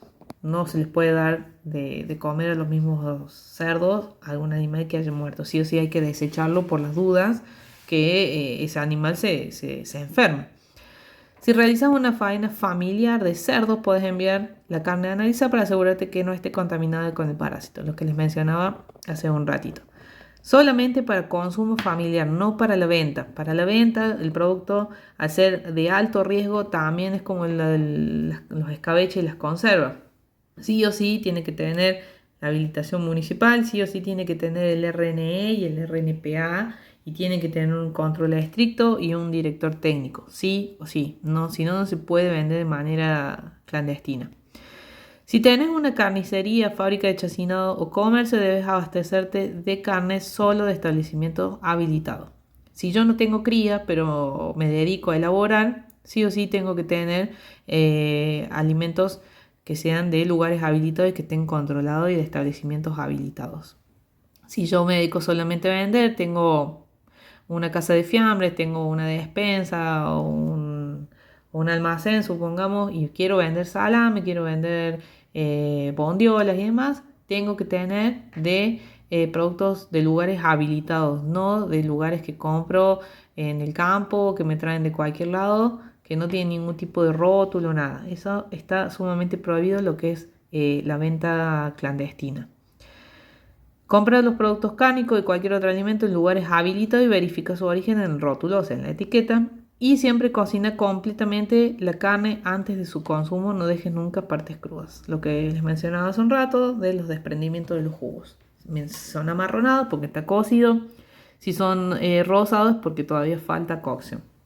Tenemos una imagen ahí de que del canasto con salame que se venden en la vía pública es un peligro porque no sabemos ni de dónde los traen, ni quién los trae, ni de dónde los hacen, dónde los tienen. A veces vienen, viajan, están hospedándose en camping, que está a toda temperatura ambiente, expuestos al sol, que puede llegar a haber animales, perros, gatos, roedores, cualquier tipo de animal que puede posarse en esos canastos, arriba de esos salames. Pueden dejar ya sea orina, materia fecal, cualquier tipo de contaminación. Habíamos visto que los roedores en el pelaje tienen la salmonela, pueden dejar esa salmonela arriba de ese salame ya que se encuentra afuera, no lo tienen en un lugar destinado para el almacenamiento de chacinados. Entonces es sumamente peligroso comprar lo que venden en las calles. No sabemos de dónde los traen, los tienen expuestos al sol durante toda la mañana. Es todo un riesgo. totalmente prohibido lo que es la compra de salame en lo que es la vía pública, salame y cualquier otro tipo de fiambre o embutido. Esas son las medidas de prevención. Bueno, esto es un Es una video. muestra de un jabalí que lo cazaron por Herreras Vegas, ¿sí? Observar la gran viabilidad de las larvas, la movilidad que tienen. Eso es una muestra de una carne de jabalí, no es de cerdo, es de jabalí, donde se puede ver la movilidad que tiene las larvas, la cantidad de larvas que tiene una pequeña muestra de ese animal. Imagínense, si una pequeña muestra tiene esa cantidad de larvas de esos parásitos, imagínense el animal completo. Lamentablemente ese animal no sirve para realizar ningún tipo de producto cárnico, ni para consumo familiar, ni para nada. Hay que descartarlo, no tiene solución. Lamentablemente se tiene que desnaturalizar porque ni siquiera se le puede dar a otro animal, como hablábamos hace un ratito. Si yo le suministro eso a otro animal para que lo coma, ¿qué va a pasar? Ese animal se va a contraer con todos los parásitos de ese animal muerto. Bueno, saliendo de lo que son las enfermedades de transmisión alimentaria, vamos a ver las 5 claves para mantener los alimentos seguros. Cómo prevenir esas enfermedades de transmisión alimentaria. Las estuvimos mencionando a lo largo del video, pero las vamos a volver a mencionar. ¿Cuáles son esas 5 claves para mantener la inocuidad de los alimentos? Hay una preguntita de examen de cuántas son. Son 5 como los dedos de la mano. ¿Cuáles son esas 5 claves? Mantener lo que es la limpieza, separar los alimentos crudos de los cocidos, cocinar completamente los alimentos, mantener los alimentos en temperaturas seguras, afuera del rango de los 5 y 60 grados, ya sea en zona de refrigeración, congelación, o arriba de los 63 grados, que es la temperatura que empezamos a calentar los alimentos, y usar agua y materias primas seguras. Esas son las 5 claves de la inocuidad. Cumplimentando con todas estas claves, vamos a lograr alimentos inocuos y libres de enfermedad de transmisión alimentaria. La primera clave, que es mantener la higiene, ya lo estuvimos mencionando, vamos a mencionarlo otra vez, algunos otros factores. Tenemos lo que es lavado de manos antes de preparar alimentos y varias veces durante la preparación y o después de ir al baño. Cuidar lo que es la higiene personal, que habíamos dicho, de uñas cortas, que estén limpias, de nuestro uniforme también que esté limpio, lavar y desinfectar toda la superficie, utensilios y equipos usados en preparación de alimentos, proteger los alimentos y las áreas de la cocina de la entrada de insectos, mascotas y otros animales, controlar lo que son los desechos, desperdicios, mantenerlos tapados y separados de los alimentos, lo que hablamos en el otro video. Si tenemos el tacho de basura que está lleno y todavía nos falta para que termine la jornada de trabajo, no tenemos que esperar a que termine la jornada de trabajo para retirar esa basura. La sacamos, lavamos el tacho para que no quede sucio, porque desprenden líquidos. En la basura las bolsas traspasan esos líquidos y puede quedar todo ese líquido sobre ese tacho de basura. Y puede provocar en días de calor, sobre todo ahora en verano, que atraiga lo que son diferentes plagas, las moscas sobre todo. Después tenemos lo que es limpieza y desinfección. En la pregunta de examen, ¿qué es limpieza y qué es desinfección? ¿Son términos diferentes o son términos iguales? Son términos totalmente diferentes. No es lo mismo la limpieza que la desinfección. ¿Qué es la limpieza? Es la eliminación de polvo, de tierra y de restos de alimentos u otras materias objetables. Todo lo que yo puedo ver lo voy a eliminar a través de la limpieza. ¿Qué es lo que sería lo que yo puedo ver? Supongamos, tengo una puerta abierta, vino una ola de viento, me entraron hojas, ¿qué voy a hacer? Voy a barrer. ¿Con qué voy a barrer? Con una escoba. Esa escoba me sirve para limpiar ese piso, para sacar esas hojas, que es una materia objetable, algo que yo puedo ver. Supongamos que estoy pelando papas, en la mesa me quedaron todas las cáscaras, ¿qué voy a hacer? Voy a limpiar. ¿Con qué voy a limpiar? Puedo limpiar con una rejilla, por ejemplo, o con un trapo húmedo. Voy a limpiar para sacar todas esas cáscaras de arriba de la mesada y eliminar la tierra que pueda haber quedado de esas cáscaras que a veces traen las papas, las que no son cepilladas, traen esa tierra pegada. Todo lo que sea visible, se me cayó supongamos cáscara de huevo al piso, puedo pasar la escoba y esa cáscara la voy a levantar y la voy a limpiar. Eso es lo que sería limpieza. Retirar todo lo que yo puedo ver. Tierra, cáscaras, hojas, todo lo objetable se considera limpieza. ¿Y con qué lo voy a hacer? Con una escoba, lo voy a hacer con un trapo, con alguna rejilla húmeda, con un cepillo. Ese tipo de instrumentos son los que me permiten realizar una limpieza. Y después tenemos lo que es desinfección. Es la reducción mediante agentes químicos o métodos físicos adecuados del número de microorganismos en el edificio, instalaciones, máquinas, utensilios, a un nivel que no dé lugar a contaminación al alimento que se elabora. Como hablábamos hace un rato del huevo, se me derrama el huevo arriba de la mesada. Primero voy a limpiar porque tengo que sacar ese líquido de la mesada. Ese líquido es la materia objetable, lo que yo veo. Primero elimino, limpio, saco esa materia objetable, o sea, ese huevo, y luego tengo que desinfectar. ¿Con qué voy a desinfectar? Con un agente químico. Por ejemplo, puedo tener una rejilla con lavandina, voy a pasar esa lavandina arriba de esa mesa para eliminar esas bacterias. Y esa eliminación de bacterias va a estar reducida a un número que no va a permitir que un alimento se contamine. Si se me cayó arriba de la mesada y después voy a cortar pan, supongamos arriba de la mesada, va a quedar reducida la cantidad de microorganismos que no va a permitir que ese pan se contamine con ese resto de huevo que cayó arriba de la mesada, porque primero lo desinfecté con ese trapo húmedo con lavandina. Voy a desinfectar, voy a bajar la carga microbiana y voy a permitir poder seguir trabajando y voy a reducir esos microorganismos a un nivel que no va a provocar que se contamine otro alimento. Esa sería la limpieza y la desinfección. Limpieza, eliminación de todo lo visible, tierra, restos de alimentos, hojas, polvo, todo lo que yo vea.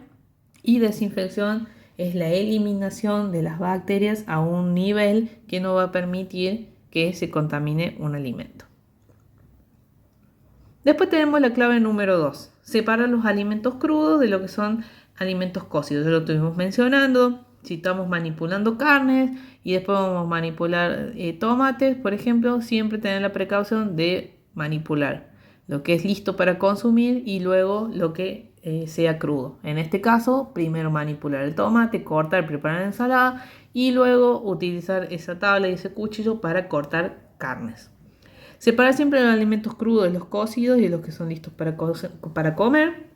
Usar equipos y utensilios como cuchillos o tablas para cortar diferentes para manipular carne, pollos, pescados y otros alimentos crudos como frutas y verduras.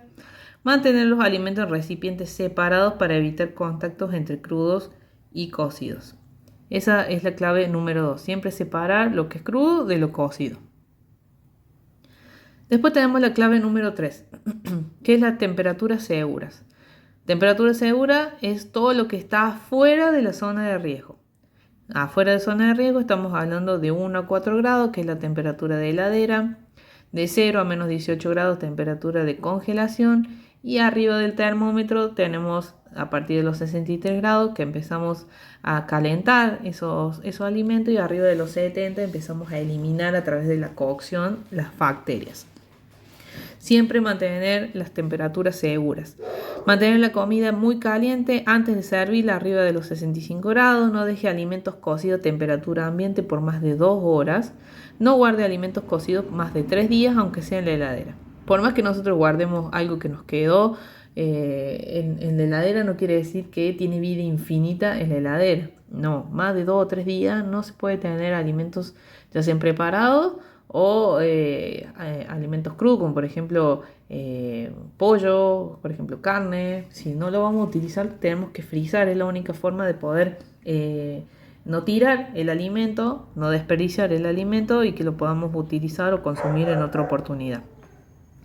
Refrigere lo más pronto posible los alimentos cocinados y los perecederos, preferiblemente bajo los 5 grados. Y lo que es la descongelación no se debe realizar a temperatura ambiente. Si la hacemos a temperatura ambiente, la estamos dejando en la zona de riesgo y le estamos dando todos los factores que estuvimos mencionando hace un rato. Así que no descongelar a temperatura ambiente. Hay una pregunta de examen con respecto a la forma de descongelar. ¿Cuál es la forma correcta de descongelar un alimento? Tenemos 4 formas. Refrigeración con agua potable fría o como parte de la cocción o en microondas. Lo que es la refrigeración es un mecanismo más lento porque sería bajar del freezer a la heladera, la parte inferior de la heladera, pero demora más tiempo. Si nosotros tenemos planeado realizar tal comida en el fin de semana, supongamos que es martes y el sábado queremos hacer algo, bueno, o el viernes, le estamos dando un tiempo suficiente para que se descongele ese alimento en la heladera. O sea que es un método mucho más lento, demora mucho más. Si estamos apurados, no es la forma correcta de descongelarlo porque no va a llegar. Ese sería un método de descongelación. Después tenemos con agua potable fría, como se ve en la imagen, es un alimento, un corte de carne, supongamos este ejemplo, que ese corte de carne tiene que estar envuelto ya sea en film, envasado al vacío, en alguna bolsa, tiene que estar envasado para que cuando nosotros lo coloquemos debajo del chorro de agua fría, no salpique a lo que es la mesa y otras partes de la pileta, no salpiquen todas las bacterias que tiene la carne. Por eso tiene que estar cerrado. Sí o sí tiene que ser con agua fría, porque si lo ponemos con agua caliente lo estamos poniendo en la zona de riesgo. Otra forma de descongelar un alimento es como parte de la cocción. Lo saco del freezer y directamente lo coloco en la olla, en la sartén, en lo que sea, directamente del freezer al fuego. Y la última opción para descongelar, que por ahí es la que más se utiliza, es en microondas. Cada microondas trae su sistema de descongelación, no de calentar, sino de descongelamiento, es el que tiene que utilizarse, ya que está programado para brindar ondas de calor de manera un poco más, no tan fuerte como si fuera de calentamiento, sino que son ondas de calor un poco más suaves, más leves, más progresivas, con cierto tiempo. Hay algunas que traen con el tiempo y los gramos que tiene el producto, dependiendo de la cantidad de gramos, se calcula el tiempo que debe estar en el microondas. Esas son las 4 formas de descongelar un alimento. No a temperatura ambiente, sino en heladera, con agua potable fría, como parte de la cocción o en el microondas. La cuarta clave es cocinar completamente los alimentos, ya lo estuvimos mencionando, arriba de los 70 grados es la temperatura que empezamos a cocinar y a eliminar las bacterias. Se recomienda utilizar termómetro en el caso de no tenerlos. Bueno, procura, por ejemplo, en las carnes de controlar que no desprendan jugos rosados, sino que sean jugos más amarronados. Y siempre recalentar la comida de manera correcta y completa. Esa es la clave número 4. Cocción completa del alimento. Después tenemos la clave número 5, que es utilizar agua potable y alimentos seguros. ¿Qué quiere decir esto? Si nosotros vamos a elaborar alimentos, de no utilizar materias primas que estén en mal estado, que estén vencidos, si son frutas o verduras que ya se están descomponiendo, no es un buen hábito, no es una buena práctica de manufactura utilizar ese tipo de productos, porque pueden llegar a ocasionar que ese producto en mal estado se desarrollen más las bacterias en el alimento y la persona que lo consuma puede llegar a enfermarse. Entonces no estamos cumpliendo con la clave número 5, que es utilizar alimentos seguros. Tener la precaución de comprar en lugares habilitados, de que no sean de procedencia dudosa. Ese tipo de observaciones hacen a un alimento seguro para cumplir con la clave número 5. Algunos aspectos claves a tener en cuenta para un correcto almacenamiento e integridad del envase, como por ejemplo hablábamos de los enlatados, si están hinchados, abollados, oxidados, no utilizarlos. Si al envase le falta algo o está abierto, está roto, tampoco utilizarlo, no comprarlo, no utilizarlo para elaborar alimentos. Control de temperatura para los alimentos refrigerados y congelados, que no haya perdido la cadena de frío, por ejemplo. El sistema FIFO, primero entra, primero sale. Cuando acomodamos en las góndolas o en nuestro hogar, en nuestra casa, si tenemos alguna alacena con productos, de tener la precaución de siempre utilizar lo que ya tenemos de antes, no lo más nuevo. Así podemos ir recambiando la mercadería y lo que tenemos primero, si está más pronto a lo que es fecha de vencimiento, lo utilicemos y dejemos lo que tiene la fecha de caducidad un poco más extendida, dejarlo para más adelante. Y las mercaderías no deben apoyarse en el piso o en las paredes. Como se ve en la imagen del medio, no apoyar la mercadería en el piso no es una buena práctica de manufactura, una BPM, ya que tiene que estar arriba de tarimas, a 30 centímetros del piso y a 15 centímetros de la pared. Eso es lo recomendable para poder tener una correcta limpieza y desinfección en esa zona. Si nosotros tenemos estantes, como por ejemplo la tercera imagen, que son estantes muy altos, no se puede estar corriendo para poder limpiar en la parte de atrás de la pared y en la parte del piso. Con esa distancia de la pared y del piso se puede realizar una correcta higienización de limpieza y desinfección de esas zonas sin necesidad de estar corriendo esos estantes. Atrás de las paredes se pueden llegar a juntar insectos, arañas, pueden provocar telarañas, provocar anidamientos de otros insectos, entonces no es lo recomendable. Con la imagen del medio, si nosotros tenemos todo en el piso, primero, que está en contacto directamente con el suelo, no se puede higienizar esa parte del piso ni la parte de la pared. No es lo recomendable ese tipo de almacenamiento. Sí, en estantes, con cierta distancia del piso y con cierta distancia de la pared. Las 5 claves de la inocuidad: limpieza, mantener la limpieza, separar los alimentos crudos de los cocidos, mantener los alimentos a temperatura segura, cocinar los alimentos de manera completa y utilizar materias primas y agua segura. Esas son las 5 claves de la inocuidad.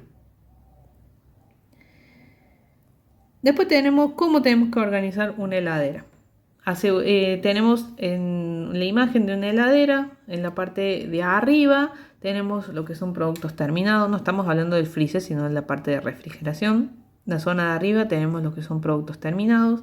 En la parte de abajo tenemos lácteos y bebidas. Más abajo tenemos lo que es productos crudos. Y en lo que es la parte del cajón, lo que son las frutas y las verduras. Todo lo que sea productos terminados siempre va arriba y los productos crudos van abajo. ¿Por qué? Así podemos evitar lo que es la contaminación cruzada directa. ¿Se acuerdan de la imagen del queso al lado de la carne en la heladera exhibidora?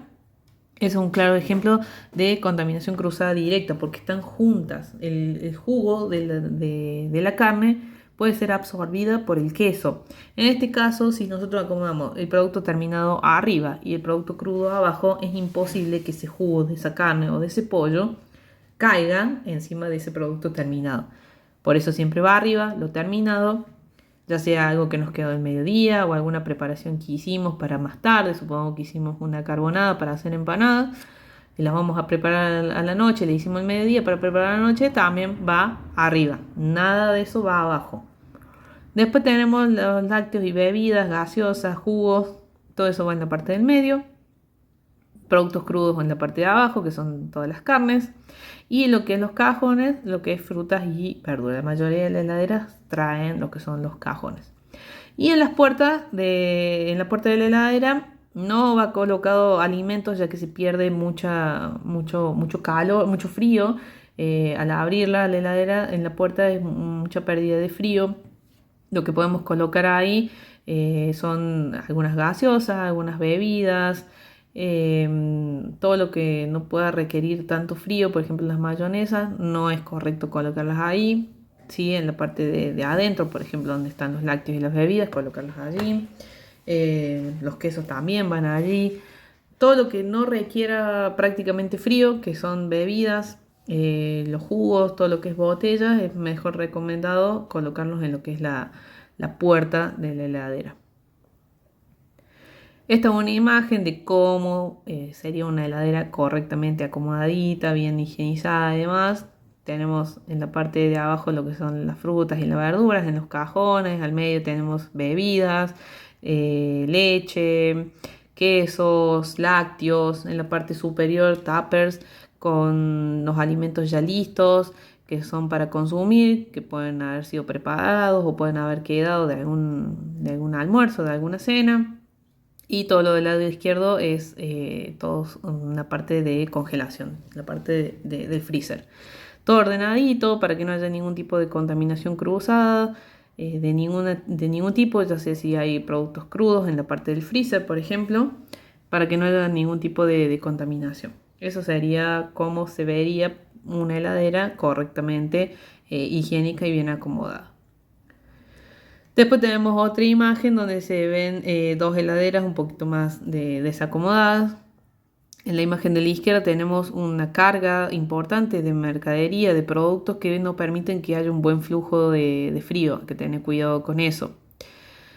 Los tuppers con repasadores no cumplen la función de hermetismo, no lo cubren de manera correcta, puede emanar olores, puede llegar a voltearse y chorrear, provocando algún tipo de contaminación con otro alimento. Lo que es el repasador, la función es de limpiar, no es la función de tapar ni de cubrir algún tupper o algún frasco o algún plato.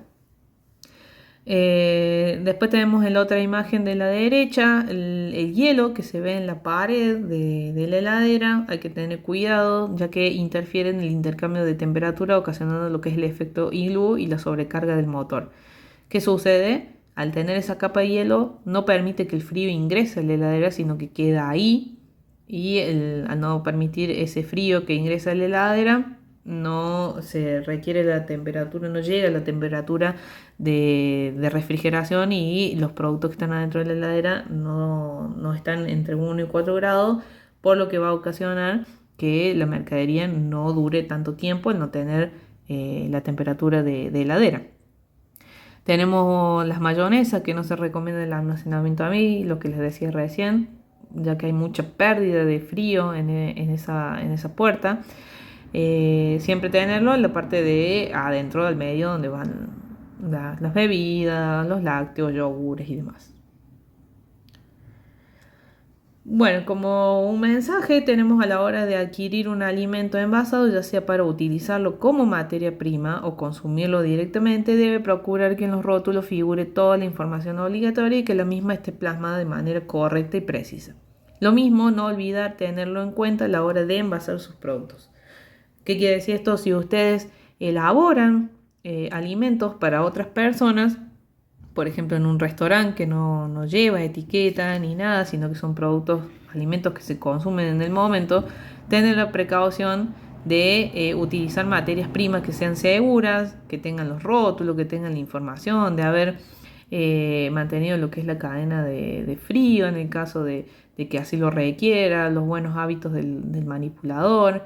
Y lo mismo si utilizan para vender, si elaboran alfajores, si elaboran dulces, si elaboran panes, de tener en cuenta también de utilizar materias primas seguras, porque así como nosotros compramos cosas para nuestro hogar de manera segura, también la otra persona que consume nuestros productos también tiene ese derecho de consumir un alimento seguro y que está hecho con materias primas que están en condiciones, que no están vencidas, que no están en mal estado. Bueno, a modo de cierre les comparto algunas imágenes para que las vean y piensen mientras los vamos viendo. ¿Qué opinan ustedes? Tenemos acá un pote de un queso crema, donde se ve esta consistencia cuando se abre, cuando se le quita la tapa de aluminio. ¿Para ustedes qué les parece? ¿Que se puede consumir o no se puede consumir? Es un queso crema que no está vencido, no ha perdido la cadena de frío ni nada. En este caso, sí se puede consumir. ¿Por qué se puede consumir? Porque es un producto de la dosificación, es producto de la dosificación de la máquina envasadora. Es una consistencia que puede suceder por el tubo por donde sale el producto, puede haber tenido un gas o algo y haya quedado una burbuja de aire, eso quise decir con el gas, haya quedado una burbuja de aire, y a la hora de que salga el producto de ese tubo, al tener esa burbuja de aire, haya hecho como si hubiese escupido, digamos, adentro del producto y se expandió así el contenido. En este caso sí se come, no hay ningún problema. Después tenemos otra imagen de un queso que les pongo a pensar si es un queso azul o si son otros hongos. Bueno, en este caso no es un queso azul, no es un queso Roquefort, es un queso que está en mal estado, que ya se está descomponiendo. Está formado por muchos hongos, por ende no se puede consumir y lamentablemente se debe desechar. No tiene forma de arreglo. Por más que le quitemos esa parte que está fea, yo les había dicho que este tipo de hongos ramifica. Eso es lo que se ve, porque son colonias bastante grandes que ya son altamente visibles y sabemos que está poniéndose en mal estado. Si yo le saco toda esa parte fea y llega a ver alguna parte que esté bien, que esté limpia, que esté blanca, lo mismo va a tener ramificación y lo mismo va a estar contaminado. Lamentablemente ese queso no sirve y hay que desecharlo. Esta es contaminación física. ¿Se acuerdan que hablábamos de contaminación física, química y biológica? La física era la que nosotros veíamos, que puede haber sido con pelos, uña, vidrio, piedra, una astilla. Bueno, en este caso es una viruta de las esponjas metálicas. Por eso no se recomienda el uso de esponjas metálicas porque puede suceder este tipo de contaminación física en los alimentos. Después tenemos unas hojas verdes en finas capas de tierra. Se puede ver a modo de humor ese mensaje. Se puede ver la lechuga. La hoja de la lechuga no ha sido correctamente sanitizada. ¿Qué puede haber sucedido? Que directamente lo prepararon así. O haya tenido apenas un lavado debajo del chorro de agua de la canilla. Pero como les dije hace un rato, el lavado no es una sanitización, es justamente una limpieza, un lavado, un retiro de tierra, un retiro de insectos que puede llegar a tener la planta de lechuga en este caso. Si quizás metieron toda la planta completa, no hoja por hoja, no lavaron ni sanitizaron hoja por hoja, sino que lo hicieron de manera completa y el agua no ingresó de manera correcta por donde tenía que ingresar porque se utilizó la planta de lechuga de la cabeza completa, no hoja por hoja. Cubiertos también, esa zona también se limpia, es un lugar donde se suelen acumular lo que es alimentos cuando no se limpian ni se desinfecta de manera correcta con detergente y demás. Solamente se limpia y se lava el filo del cuchillo o la punta de los dientes del tenedor, pero nos olvidamos de esa zona, que es la zona donde también se juntan alimentos y también van a crecer bacterias si no se realiza de manera correcta la limpieza de esos utensilios. Una experiencia de una chica que contó, dice: cuando era chica mi mamá compró lavandina suelta y se la vendieron en una botella de 7up. Yo pensé que era gaseosa, yo tenía 3 años aproximadamente, en un descuido la vi y tomé del pico. Me quemé desde la boca hasta el estómago, corriendo al hospital, nunca más. Lo que hablábamos en el video anterior de la contaminación química con este tipo de elementos, por ejemplo con lavandina. Ese es el riesgo que puede correr de venderse lavandina suelta en botellas de gaseosa. A una persona que no sabe, que no está rotulada, puede correr ese riesgo de pensar que es gaseosa y tomar, y puede suceder este tipo de accidentes. 2 imágenes de una cápsula con las muestras tomadas de una mano. En la primera es la muestra de la huella de la mano de un niño de 8 años, cubierta de una gran diversidad de microorganismos, entre las cuales figuran bacterias y hongos, los cuales crecieron en un medio mínimo en una cápsula de Petri después de 48 horas de incubación a 37 grados. Le tomaron la muestra de la mano en esa placa con ese medio de cultivo. Esa placa la llevan a un horno por 48 horas a 37 grados para que las bacterias empiecen a crecer. En la otra imagen tenemos también una cápsula con muestras tomadas de un teléfono celular. No digo nada porque la imagen habla por sí sola. La cantidad de bacterias que tiene el celular es uno de los vectores también de más contaminación que existe. Ya que está expuesto a todo, en todo momento, arriba de la mesa, en el bolsillo de un pantalón, en la mochila, en la cartera, en las manos, la apoyamos en tal lado, en tal otro lado, en todos lados nos acompaña el celular y nunca tiene una correcta higienización ese teléfono, sí nuestras manos, pero no el teléfono. Es la forma clara de cómo se puede ver la cantidad de colonias de bacterias que tiene ese celular y la cantidad de bacterias no solamente de una sola bacteria, una sola clase de bacterias, sino miles de clases de bacterias, de todas las que mencionamos y muchas más. Después tenemos una imagen de una bandeja donde se ve pan con ciertas como cenizas, digamos, como pequeños carbones quemados que puede haber quedado de otros restos de panes. En este caso, la contaminación no es química ni biológica, sino que es física, una contaminación física, porque se puede ver cómo está contaminado con restos que han quedado quemados en la bandeja. Abejas en facturas, ¿qué onda? A veces suele suceder que vamos a una panadería o hemos visto en panaderías que hay abejas dando vueltas en la zona de la factura, en la parte dulce, digamos. No es un riesgo microbiológico, sino solo hay riesgo físico. Supongamos que se llegue a pegar una abeja en la factura y me la comí, bueno, es un riesgo físico. No microbiológico porque la abeja una plaga, digamos, no transmite enfermedades como la mosca, como la paloma, como las arañas, las hormigas, los roedores. No es un riesgo microbiológico, no tienen enfermedades, no llevan bacterias, las abejas no llevan bacterias, así que no es un riesgo biológico, no hay problema, solamente el riesgo es físico. Bueno, y con eso damos fin a lo que es lo que es el curso.